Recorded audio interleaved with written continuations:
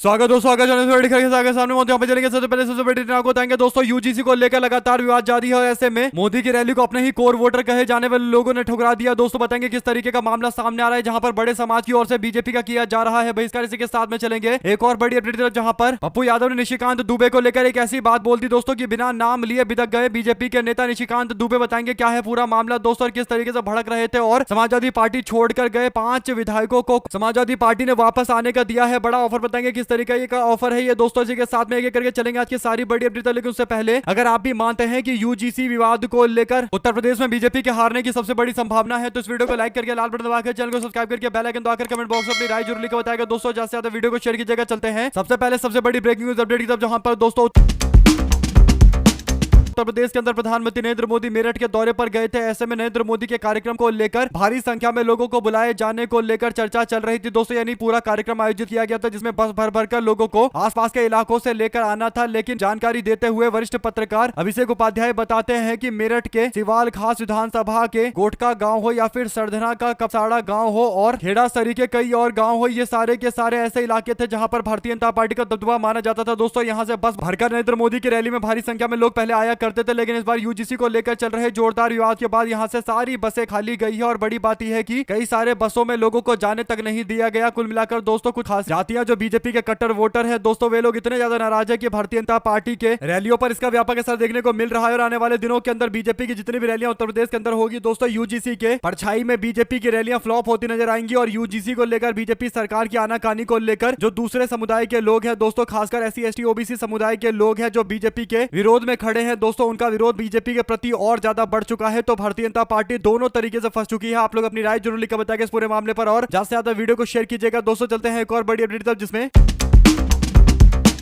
पप्पू यादव ने एक ऐसी बात बोल दी दोस्तों जिससे बीजेपी के नेता निशिकांत दुबे बर्दाश्त नहीं कर पाए। और बिना निशिकांत दुबे के नाम लिए हुए पप्पू यादव ने बयान देते हुए कहा कि देवघर के अंदर आज अडानी मंदिर में आए थे और फिर उद्योगपति के एक एजेंट एमपी यहां गए और उद्योगपति की दलाली और नेहरू गांधी के खिलाफ दुष्प्रचार फैलाने उस सांसद का मुख्य धंधा है। और इस भेंट से साफ हो गया है कि गांधी जी, नेहरू जी, राहुल गांधी, इंदिरा गांधी आदि के विरुद्ध दुष्प्रचार का निवेशक अडानी है। यानी अडानी इनको सपोर्ट करता है। जो लोग कांग्रेस पार्टी के नेताओं को बदनाम करते हैं, खासकर गांधी नेहरू परिवार के लोगों को दोस्तों, तो इस बात पर जैसा ही पप्पू यादव निशाना साधा वैसे ही निशिकांत दुबे भड़क गया। यहाँ तो कहीं भी बीजेपी के नेता निशिकांत दुबे का नाम नहीं था, लेकिन निशिकांत दुबे भड़कते हुए कहता है कि अभी संसद सत्र के दौरान मुझसे यही सज्जन लोकसभा के अंदर मुझसे मिलने के लिए आए थे। एक ही इन लोगों की विनती थी कि मुझे बीजेपी में शामिल करवा दीजिए। अंगूर खट्टे हैं, कुछ तो दीन ईमान होना चाहिए। आपके चुनाव क्षेत्र में हमारे परिवार की कितनी जमींदारियां हैं यह भी लोगों को बताइए। कांग्रेस पार्टी से मेरा भाई पूर्णिया से विधायक रहे ये भी बताइए। राजनीति की मर्यादा रखिए। यानी निशिकांत दुबे राजनीति की मर्यादा रखने के लिए इसलिए बोल रहे हैं क्योंकि निशिकांत दुबे को एक्सपोज करते हुए पप्पू यादव ने बताया कि अडानी निशिकांत दुबे से मिलने के लिए गए थे दोस्तों। और आप लोग जानते हैं कि निशिकांत दुबे किस तरीके से गांधी परिवार के खिलाफ उल्टा बोलते रहते हैं। तो ऐसे में क्या अडानी निशिकांत दुबे को स्पॉन्सर करते हैं, यानी आगे बढ़ाते हैं कि वो गांधी परिवार और कांग्रेस पार्टी पर निशाना साधे, क्योंकि राहुल गांधी डंके की चोट पर अडानी को एक्सपोज करते हैं दोस्तों। इस पर सुप्रिया शिनेट भी कहती है कि पप्पू यादव के ट्वीट में कहीं भी नाम नहीं लिया गया था, फिर डिग्री दुबे क्यों बिदक गए। मतलब खुद ही मान रहे हैं कि अगर कहीं एजेंट एमपी उद्योगपति की दलाली करने वाले एमपी का जिक्र हो तो उनकी बात हो रही है, इनकी बात हो रही है। उड़ता तीर पकड़े हैं, यह राजनीतिक मर्यादा की बात कर रहे हैं। यानी निशिकांत दुबे पर जोरदार तरीके से निशाना साधते हुए सुप्रिया शिनेट की ओर से आईना दिखाया गया है। अगर आप भी मानते हैं कि निशिकांत दुबे किसके कहने पर कांग्रेस पार्टी के नेताओं पर निशाना साधते हैं दोस्तों, अब ये बात कहीं ना कहीं एक्सपोज हो गई है और निशिकांत दुबे को इस पूरे मामले पर जरूर जोरदार तरीके से आगे भी घेरा जाएगा। अगर आप भी मानते हैं कि निशिकांत दुबे बीजेपी का वही नेता है दोस्तों जो यूजीसी के मामले पर अपने पार्टी के समर्थकों को मनाते हुए ईडब्ल्यूएस की बातें करता है, उसके बाद इसके समर्थक ही निशिकांत दुबे को जमकर फटकार लगाते हैं। ऐसे में निशिकांत दुबे ना घर के ना घाट के, अब देखो इनको कोई ना कोई फटकार लगाता रहता है दोस्तों। दो शब्द जरूर लिखकर बताएगा इस पूरे मामले पर। चलते हैं एक और अपडेट की तरफ, जिसमें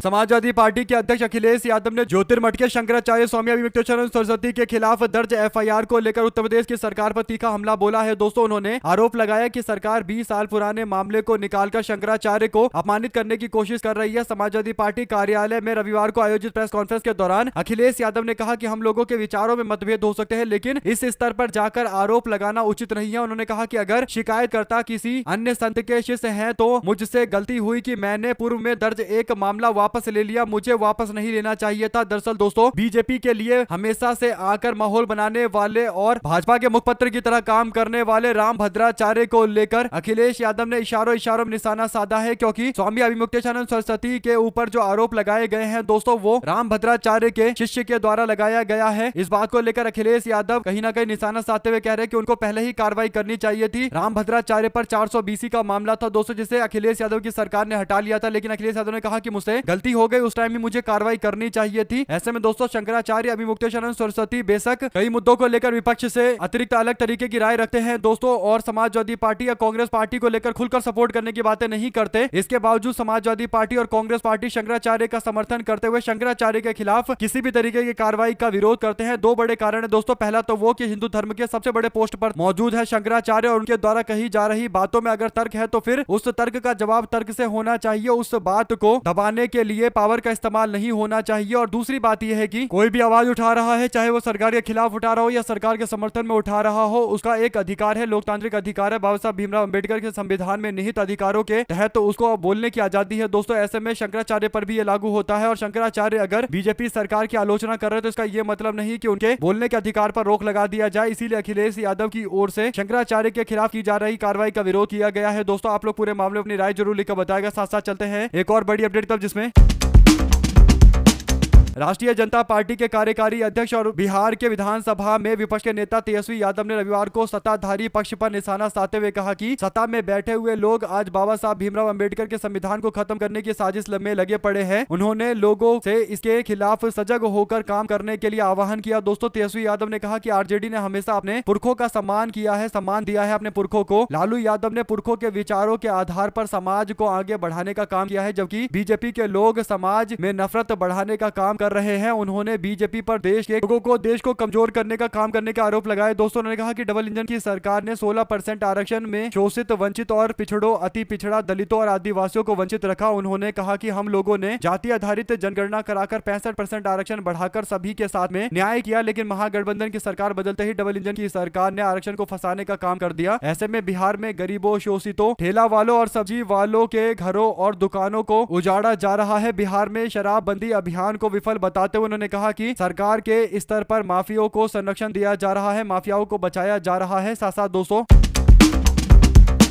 दिल्ली के अंदर एआई समिट के बाद प्रदेश भर के अंदर चल रहे जोरदार बवाल, यानी मध्य प्रदेश में चल रहे बवाल में एक और बड़ी जानकारी आती है। छिंदवाड़ा में बीजेपी के कार्यकर्ता ने उग्र प्रदर्शन करते हुए कांग्रेस पार्टी के कार्यालय को घेराव करने की कोशिश की। सुबह से ही पुलिस कांग्रेस पार्टी के कार्यालय के चारों तरफ घेराव करके बीजेपी के आंदोलन को रोकने में लगी पड़ी थी दोस्तों। यानी भारतीय जनता पार्टी के लोग कह रहे थे कि वो कार्यालय पर जाकर, कांग्रेस कार्यालय पर जाकर बवाल करेंगे। सुबह से पुलिस वाले लगा दिए गए थे। शाम 4 बजे लगभग बड़ी संख्या में बीजेपी कार्यकर्ता कांग्रेस के कार्यालय के पास पहुंच गए। बीजेपी पुलिस द्वारा लगाए गए बैरिकेडिंग तोड़ते हुए कांग्रेस कार्यालय पर पहुंचने की कोशिश कर रही थी दोस्तों। इसके बाद कांग्रेस के कार्यकर्ता जो वहां मौजूद थे उन्होंने जोरदार तरीके से प्रतिकार किया, और इसके बाद दोनों गुटों के बीच में जमकर आमना सामना हुआ और पहला ग्राउंड सहित कार्यालय के चारों तरफ बीजेपी ने 3 लेयर की बैरिकेडिंग को तोड़ने की कोशिश की। पुलिस वालों ने बैरिकेडिंग बड़े स्तर पर लगा रखा था दोस्तों, और बीजेपी वालों ने बैरिकेडिंग तोड़ते हुए आगे जाने की कोशिश की। प्रदर्शन के दौरान जमकर तकरार हुई और बीजेपी कार्यकर्ता के कांग्रेस भवन पहुंचते ही कांग्रेस कार्यकर्ताओं ने नारेबाजी करनी शुरू कर दी। इस दौरान उनकी झड़प भी हो गई। ऐसे में दोस्तों एक दूसरे पर लाठियां भी फेंकी गई। बीजेपी के कार्यकर्ता आरोप लगा रहे कि कांग्रेस पार्टी वालों ने उनके साथ मारपीट की है। हालांकि दोस्तों कांग्रेस के दफ्तर के बाहर जाएंगे विरोध करने के लिए तो कांग्रेस के कार्यकर्ता हाथ पर हाथ रखकर तो बैठेंगे नहीं, और उसके बाद बीजेपी के लोग कहते हैं कि बहुत मारा। सवाल सबसे बड़ा यह है कि अगर आंदोलन करना है, विरोध करना है तो कार्यालय से दूर खड़े होकर विरोध करो, या फिर कार्यालय पर आने की क्या जरूरत है। प्रदर्शन करने के इतने सारे स्थान होते हैं, वहां जाकर बैठो, आंदोलन करो, जो करना है करो। लेकिन किसी पार्टी के दफ्तर के बाहर जाकर अगर बवाल काटने की कोशिश की जाएगी तो फिर कहीं ना कहीं वो पार्टी के लोग भी, कार्यकर्ता भी तो घर में बैठेंगे नहीं। तो फिर कार्यकर्ताओं ने ऐसा जवाब दे दिया, कांग्रेस के कार्यकर्ताओं ने, कि अब बीजेपी के लोग शिकायतें कर रहे हैं कि उनके साथ बहुत बुरा हुआ। ऐसे में दोस्तों अगर आप भी मानते हैं कि कांग्रेस के कार्यालय के पास आकर आंदोलन करेंगे तो इसी तरीके का हश्र होगा, तो अपनी राय जरूर लिखकर बताएगा। साथ साथ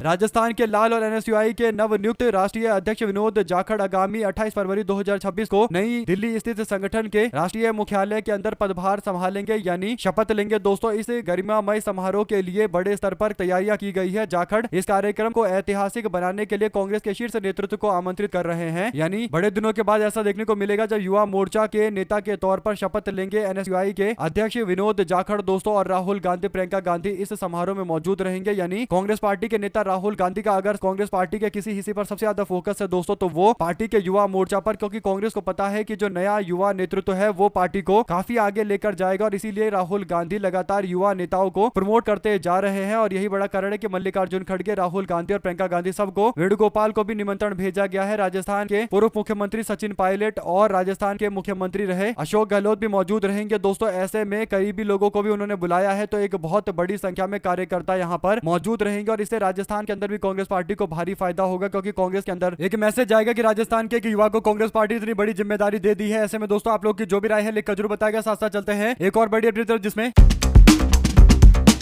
पश्चिम बंगाल के अंदर भारतीय जनता पार्टी महिलाओं के कई तरीके के कार्यक्रम कर रही है दोस्तों। बीजेपी को लग रहा है कि महिलाओं के कार्यक्रम करके बंगाल के अंदर जो महिलाओं का सबसे बड़ा वोट ममता बनर्जी को मिलता है और एक बहुत बड़ा बीजेपी के खिलाफ महिलाओं का ग्रुप है दोस्तों बंगाल के अंदर, जो ममता बनर्जी के साथ में मजबूती के साथ खड़े रहते हैं और उसी ग्रुप को अपने साथ में लाने के लिए बीजेपी अब महिलाओं का कार्यक्रम करवा रही थी। यानी महिला मोर्चा के कार्यक्रम के अंदर भारतीय जनता पार्टी के नेता शुभेंदु अधिकारी नजर आ रहे थे दोस्तों। साथ साथ दिल्ली की मुख्यमंत्री रेखा गुप्ता को भी देखा जा सकता है। लेकिन बड़ी बात यह है कि इस कार्यक्रम में अगर आप देखेंगे ऑडिटोरियम के अंदर, तो पूरे ऑडिटोरियम को अंधेरा कर रखा गया है दोस्तों। यानी जो मंच है वहां पर ही केवल लाइट जल रहा है और पीछे जो कुर्सियां लगी हुई है उसमें पूरा अंधेरा कर दिया गया। और अंधेरा करने के सबसे बड़ा कारण यह है कि कैमरे पर दिखाई ना दे कि कितने लोग इस समारोह में आए थे दोस्तों, जबकि कैमरे पर जो वीडियो बनी है उससे देखा जा सकता है कि ऑडिटोरियम में आगे की 10-12 लाइन भरी हुई है और बाकी पीछे पूरा का पूरा ऑडिटोरियम खाली पड़ा हुआ है। और ऑडिटोरियम के ऊपर जो रूफ वाला ऑडिटोरियम होता है दोस्तों, ऊपर वाला हिस्सा, वो भी पूरी तरीके से खाली पड़ा हुआ है। और ऑडिटोरियम को भरने के लिए यहाँ पर पुरुष भी नजर आ रहे हैं। यानी महिला मोर्चा का कार्यक्रम चल रहा है और पुरुष भी बड़ी संख्या में आए हैं ताकि भरा हुआ ऑडिटोरियम लगे। तो बीजेपी वाले पूरी तरीके से प्लानिंग करके बंगाल के अंदर ऐसे माहौल बनाने की कोशिश कर रहे हैं कि उनके महिला मोर्चा के कार्यक्रम में भी लोग आ रहे हैं। लेकिन हकीकत सबके सामने है। अगर आप भी मानते हैं कि बंगाल के अंदर ममता बनर्जी के जीत के पीछे सबसे बड़ा कारण अगर कोई है तो वो महिला वोट है। और महिला वोट लक्ष्मी योजना के कारण ममता बनर्जी को मिलता है। और ममता बनर्जी अब तो 1500 रुपए और 2000 रुपए तक पैसे बढ़ाने जा रही है। तो महिलाओं का वोट और मजबूती के साथ में ममता बनर्जी के साथ में नजर आएगा। तो ऐसे में बीजेपी के नेता रेखा गुप्ता महिला मोर्चा की सभा करने के लिए गई थी, तो वो पूरी तरीके से सभा फ्लॉप होती हुई दिखाई दे रही है। आप लोग इस पूरे मामले में अपनी राय जरूर लिखकर बताएगा। साथ साथ दोस्तों पूर्व बीजेपी के विधायक के सांसद सुखबीर सिंह जौनपुरिया ने मुस्लिम महिलाओं से कंबल वापस ले लिया। इस बात को लेकर विवाद खड़ा हो गया। दरअसल ये अपडेट राजस्थान से जुड़ी हुई है, जहां पर राजस्थान में भारतीय जनता पार्टी के टोंक के पूर्व सांसद है दोस्तों सुखबीर सिंह जौनपुरिया, वो कंबल बांट रहे थे और कंबल बांटते वक्त उन्होंने देखा कि कई सारी महिलाएं जो बैठी है उसमें मुस्लिम महिलाएं भी है। और इसके बाद वो बोलने लगे कि जो मोदी को गाली देता है उसे ये लेने का कोई हक नहीं है। यानी मुस्लिम महिला को कंबल नहीं दिया। बीजेपी के नेता ने ये बोलकर कि आप लोग नरेंद्र मोदी को गाली देते हैं और आपको ये कंबल लेने का हक नहीं है। सवाल तो सबसे बड़ा ये है दोस्तों कि अगर कोई व्यक्ति कंबल मांगने के लिए आया है और वो गरीब है तो उसको कंबल दे देना चाहिए। लेकिन बीजेपी का नेता यहाँ पर भी अपनी सांप्रदायिक मानसिकता दिखा रहा है और मुस्लिम महिला को बोल रहा है कि आप लोग नरेंद्र मोदी को गाली देते हो, इसीलिए आप लोगों को ये कंबल लेने का अधिकार नहीं है। अगर आप भी मानते हैं कि बीजेपी के नेता को लग रहा है कि वो कंबल के भरोसे लोगों का समर्थन जुटा लेंगे, लेकिन उनकी जो मानसिकता है दोस्तों, वो चाहे सोना चांदी क्यों ना बांट दे, आम जनता ऐसे लोगों से कभी खुश नहीं होगी जो एक जरूरतमंद को कंबल नहीं दे सकते और उसमें भी राजनीति घुसाकर दावा कर रहे हैं कि नरेंद्र मोदी का अपमान कर रहे हैं, नरेंद्र मोदी को गाली देते हैं, इसीलिए नहीं दिया जाएगा। यानी मुस्लिम समाज का सीधे तौर पर यहाँ पर अपमान किया गया है। अगर आप भी मानते हैं दोस्तों कि बीजेपी वाले सारे नेता लगभग इसी तरीके की मानसिकता रखते हैं और बीजेपी के नेता और पूर्व सांसद सुखबीर सिंह जौनपुरिया इसीलिए पूर्व सांसद है क्योंकि उन्होंने अपनी मानसिकता सबके सामने उजागर की है दोस्तों। और इसी मानसिकता के तहत इन्होंने सांसद रहते हुए काम किया होगा, तो उसके बाद क्षेत्र की जनता ने इनको सांसदी से हटाकर पूर्व सांसद बनाकर छोड़ दिया। लेकिन इनकी मानसिकता अभी भी बदली नहीं है। आप लोग इस पूरे मामले पर क्या राय देना चाहते हैं दोस्तों, क्या निशाना साधना चाहते हैं, लिखकर जरूर बताएगा। साथ साथ चलते हैं एक और अपडेट जिसमें प्रधानमंत्री नरेंद्र मोदी एक बार फिर से इजराइल के दौरे पर जा रहे हैं दोस्तों। 2017-18 में नरेंद्र मोदी के इजराइल दौरे को लेकर एफसीन फाइल में जो लिखा हुआ है कि नरेंद्र मोदी ने नाचा और गाना गाया, इस बात का जिक्र करते हुए अब लोगों ने सोशल मीडिया पर कहा कि जिस इजराइल में जाकर नरेंद्र मोदी के नाचने गाने की बात आई थी, अब वो नरेंद्र मोदी फिर से उसी इजराइल के दौरे पर जा रहे हैं। बेंजामिन नेतन्याहू ने बयान देते हुए कहा कि नरेंद्र मोदी बुधवार को यानी 2 दिनों के बाद इजराइल आ रहे हैं और नरेंद्र मोदी का ये दौरा तकरीबन 4-5 साल के बाद है दोस्तों। ऐसे में प्रधानमंत्री नरेंद्र मोदी कहते हैं कि मेरे दोस्त नेतन्याहू को मैं बहुत धन्यवाद देना चाहूंगा। और इसके बाद वो दावा करते हैं कि भारत और इजराइल कई तरीके के डील पर साइन करेगा और भारत और इजराइल आने वाले दिनों के अंदर अपने संबंधों को और मजबूत करेगा। कुल मिलाकर दोस्तों नरेंद्र मोदी जो आजकल रवैया अपना रहे हैं, चाहे अमेरिका के साथ में अमेरिका के समर्थन वाला डील हो, भारत के खिलाफ वाला डील हो, या फिर अब इजराइल के प्राइम मिनिस्टर नेतन्याहू से मुलाकात करने के लिए जाने बढ़ाने का मामला हो, कहीं ना कहीं नरेंद्र मोदी और बीजेपी के लोग जो पश्चिम के देशों के साथ में आजकल करीबियां दिखा रहे हैं दोस्तों, और भारत को इससे कई बार नुकसान हो रहा है, तो सवाल तीखे तरीके से उठेंगे, गंभीर उठेंगे। ऐसे में एप्स्टीन फाइल में डांस विवाद के बाद नरेंद्र मोदी अब बुधवार को इजराइल जा रहे हैं। तो आप लोग इस पर क्या राय देना चाहते हैं दोस्तों, क्या कहना चाहते हैं, लिखकर जरूर बताएगा। साथ साथ अंतरात्मा की आवाज का हवाला देकर समाजवादी पार्टी के विधायकों ने उत्तर प्रदेश के राज्यसभा के चुनाव से पहले पलटी मारी थी और भारतीय जनता पार्टी के राज्यसभा के सांसद को उम्मीदवार को सपोर्ट कर दिया था दोस्तों। ऐसे में फरवरी 2024 में हुए राज्यसभा के चुनाव में भागे हुए समाजवादी पार्टी के विधायकों को अब पार्टी ने आईना दिखाना शुरू कर दिया है। पार्टी लाइन से हटकर क्रॉस वोटिंग करते हुए बीजेपी के पक्ष में इन्होंने वोट दे दिया था। इसमें मनोज पांडे का नाम है, राकेश प्रताप सिंह का नाम है, अभय सिंह का नाम है, राकेश पांडे का नाम है, पूजा पाल का नाम है, विनोद चतुर्वेदी का नाम है और आशुतोष मौर्य का नाम है। इस क्रॉस वोटिंग के बाद समाजवादी पार्टी ने अपना रुख अपनाते हुए मनोज पांडे, अभय सिंह और राकेश प्रताप सिंह और पूजा पाल को पार्टी से निष्कासित कर दिया था। बाकी विधायकों को उम्मीद थी कि सत्ता पक्ष में उनकी राजनीतिक हैसियत बढ़ेगी और उन्हें मंत्री का पोस्ट मिलेगा, बोर्ड या निगम में जगह मिलेगी या कम से कम प्रभावशाली और जो बड़े पोस्ट है वो मिलेंगे, लेकिन ऐसा बिल्कुल नहीं होने के बाद ये सबके सब नाराज बताए जा रहे हैं। साथ साथ अखिलेश यादव ने अब इन लोगों को लेकर एक बयान दिया है दोस्तों, और अखिलेश यादव ने कहा कि अगर ये लोग वापस लौटना चाहते हैं तो इन लोगों को अपना लॉयल्टी प्रूव करना पड़ेगा, यानी अपनी निष्ठा साबित करनी पड़ेगी, और अगर ये निष्ठा साबित नहीं कर पाएंगे तो फिर इनको पार्टी में एंट्री नहीं मिलेगी। और निष्ठा कैसे साबित करना है, इनको पार्टी में आना है तो आए, लेकिन इनको राज्यसभा के चुनाव में पूरी तरीके से पार्टी के राज्यसभा उम्मीदवार का सपोर्ट करना पड़ेगा और यही एकमात्र रास्ता बचा हुआ है इन लोगों के लिए। अगर ये वापसी करना चाहते हैं, ये जितने भी बागी विधायक हुए थे इनके लिए दो तरीके के संकट है दोस्तों। पहला ये कि ये लोग अपनी विश्वसनीयता यानी इनके ऊपर जो आम जनता का भरोसा था वो पूरी तरीके से खो चुके हैं। समाजवादी पार्टी के मतदाताओं से इन्होंने वोट लिया था और उसके बाद समाजवादी पार्टी को धोखा देकर बीजेपी के साथ में चले गए। तो दूसरा ये कि जो मतदाताओं के बीच में राजनीतिक संदेश गया है उस बात को लेकर ये बुरी तरीके से बैकफुट पर है। इनको पता है कि अगर समाजवादी पार्टी ने इनके सामने उम्मीदवार उतार दिया तो इनके खिलाफ गद्दारी करने वाला एक माहौल बनाकर, यानी गद्दारी इन्होंने किया है सपा के साथ में, पूरा कार्यकर्ता मिलकर इनको हरा देंगे। और इसीलिए दोस्तों ये लोग अब वापस से समाजवादी पार्टी में आना चाहते हैं, लेकिन अखिलेश यादव की शर्त है कि इनको निष्ठा प्रूव करनी पड़ेगी। और अब देखते हैं आने वाले दिनों के अंदर क्या कुछ होता है। जो भी अपडेट इससे जुड़ी आती रहेगी आप लगातार पहुंचाते रहेंगे दोस्तों। साथ साथ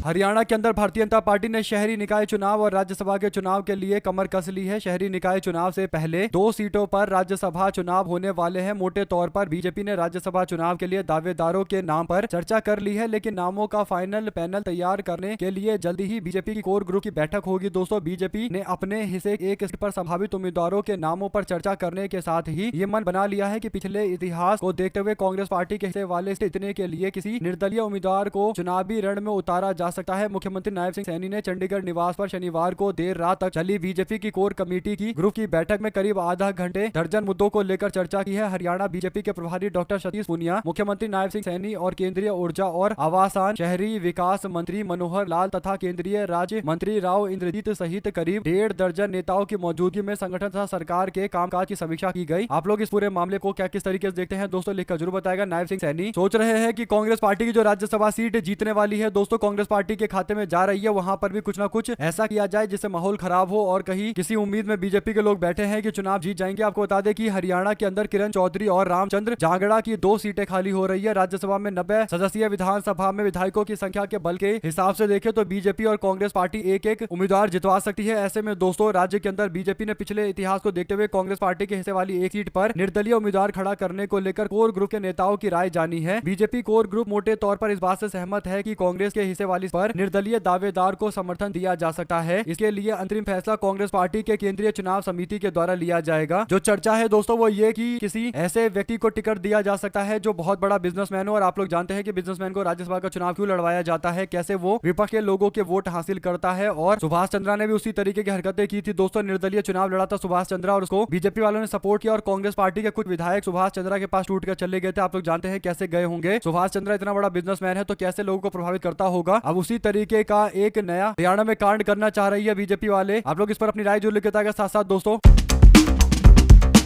रामभद्राचार्य के उत्तराधिकारी जय मिश्रा 2022 में मिर्जापुर यूपी के अंदर पॉक्सो एक्ट और आईपीसी 377 के तहत इस पर मामला दर्ज किया गया था। शिकायत एक नाबालिग छात्र के परिजनों ने की थी जिसमें आश्रम के अंदर कुकर्म और धमकी के आरोप इस व्यक्ति के ऊपर लगाए गए थे दोस्तों। पॉक्सो का मामला दर्ज किया गया था और अब ये व्यक्ति शंकराचार्य के खिलाफ मुकदमा दायर करवा रहा है। तो इससे पता चलता है कि शंकराचार्य को बदनाम करने के लिए और शंकराचार्य के ऊपर केस करने के लिए किन लोगों का हाथ है दोस्तों। रामभद्राचार्य भारतीय जनता पार्टी के बाबा कहे जाते हैं, क्योंकि जब भी बीजेपी कोई बड़ा कार्यक्रम करती है उसमें रामभद्राचार्य भद्राचार्य को जरूर बुलाया जाता है और नरेंद्र मोदी राम भद्राचार्य के चरण स्पर्श करते हुए नजर आते हैं। कुल मिलाकर दोस्तों जो बीजेपी के साथ में है आज की डेट में वही बाबा कहलाने के लायक है, वही जगत गुरु और शंकराचार्य कहलाने के लायक है, ऐसा माहौल बनाकर रखा हुआ है। और शंकराचार्य अभिमुक्तेश्वरानंद सरस्वती का जिस तरीके से अपमान किया गया, उनके खिलाफ मुकदमा दायर किया गया, तो इससे पता चल रहा है कि बीजेपी वाले अब धर्म के क्षेत्र में भी घुसकर कहीं ना कहीं धर्म क्षेत्र की जो चीजें हैं उसको भी बदलने की कोशिशें कर रहे हैं। साथ साथ दोस्तों बीजेपी वाले अपने लोगों के दबंगई को लेकर, बाहुबलीपन को लेकर कोई सवाल नहीं पूछते, या फिर यूं कहिए कि कोई सवाल किसी को उठाने नहीं देते। दोस्तों अतीक अहमद और मुख्तार अंसारी को लेकर तो ना जाने कैसी कैसी बातें बीजेपी के लोग करते रहते हैं दोस्तों, कि उन्होंने कानून का राज स्थापित किया है, लेकिन भारतीय जनता पार्टी का जो नेता है दोस्तों, जिस पर शोषण के भी आरोप लगे थे, ब्रजभूषण शरण सिंह, उसे लेकर जो गाना गाया गया है दोस्तों, यानी जो बीजेपी के नेता की मानसिकता है, इसे उजागर करते हुए अखिलेश यादव ने अपने प्रेस कॉन्फ्रेंस के दौरान एक बड़े से स्क्रीन पर गाना चलवाया। दोस्तों इस गाना के जो शब्द है वो ये है, गाने के शब्द की दबदबा वाला ये गाना है और दबदबा बना रहेगा बोला जाता है। तो समाजवादी पार्टी के नेता अखिलेश यादव ने कहा कि पिछली बार वो गलत गाना मैंने दिखा दिया था आपको, फिर वो असली वाला गाना दिखाते हैं। और पिछली प्रेस कॉन्फ्रेंस अखिलेश यादव एक गाना दिखाते हुए कहा था कि ये पंचायत चुनाव की तैयारी कर रहा है, गाने में हूटर बजाती गाड़ी और असले लहराते दबंग बीच सड़क धमा चौकड़ी मचाते हुए दिखाई दे रहा है। यानी गाना गाने वाला जो सिंगर है दोस्तों, एक तो वो ब्रजभूषण शरण सिंह को लेकर गाना बना रहा है और दूसरा वो खुद भी चुनाव लड़ने की तैयारी कर रहा है, उसके बीजेपी से लिंक बताए जा रहे हैं। और समाजवादी पार्टी के नेता अखिलेश यादव ने इसी ओर इशारा करते हुए निशाना साधा है। दोस्तों इससे पता चलता है कि बीजेपी वाले जब अपने बाहुबलियों की बात आती है तो वहां पर शांत होकर बैठ जाते हैं और उसका गुणगान गाने लगते हैं। मीडिया में एक के बाद इंटरव्यू चलने लगती है दोस्तों, और मीडिया वाले भी आप लोग जानते हैं कि किस तरीके से माहौल बनाते हैं, किस तरीके का नैरेटिव खड़ा करते हैं। ऐसे में अखिलेश यादव बीजेपी को आने वाले दिनों के अंदर छोड़ने के मूड में नहीं है, क्योंकि सबको पता है कि जो बीजेपी ने बिहार में किया था उसी तरीके से यहाँ भी उत्तर प्रदेश में करने की कोशिश करेंगे। और नरेंद्र मोदी जो गाना बिहार में गा रहे थे वैसा ही गाना यहाँ पर भी गाने की कोशिश करेंगे और समाजवादी पार्टी को दबंगों की पार्टी बताने की कोशिश करेंगे। तो समाजवादी पार्टी ने भी गाने रख रखे हैं बीजेपी के खिलाफ। आप लोग की जो भी राय हो लिखकर जुड़ता हमारे साथ लगातार जुड़े। दोस्तों का बहुत बहुत धन्यवाद। आप लोग देख रहे थे आपका चैनल जय हिंद जय भारत।